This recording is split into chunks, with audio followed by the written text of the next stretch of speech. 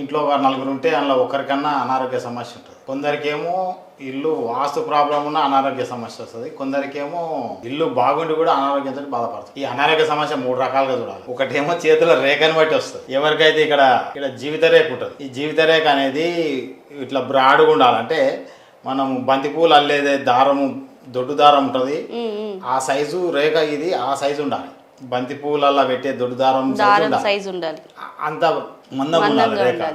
ఉన్న వాళ్ళకు ఆరోగ్యం బాగుంటుంది. అట్లా కాకుండా కొందరికి సన్నది మిషన్ దారంలాగా సన్నంగా ఉంటుంది, సన్నగా. అలాంటి వాళ్ళకు తరచూ ఎండాకాలం వస్తే ఎండ కొడుతుంది, చలికాలం వస్తే చలి పెట్టింది అంటాడు, వానాకాలం వస్తే జలుబు అయింది. అయితే ఇట్లా ఒక రకం ఉంది.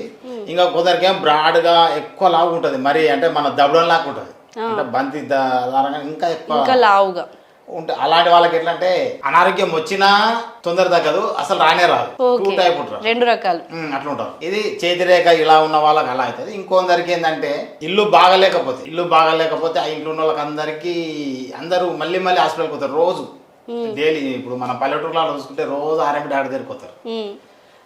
ఎందుకు పోయారంటే ఒళ్ళు నొప్పులు ఉన్నాయి, లేకపోతే జ్వరం వస్తుంది, తల వస్తుంది అంటే రోజు పోతారు. రోజు టాబ్లెట్ వేసుకుంటారు, రాత్రి అనుకుంటారు, ఉదయం చేస్తారు, పని చేస్తారు, మళ్ళీ సాయంత్రం పోతారు.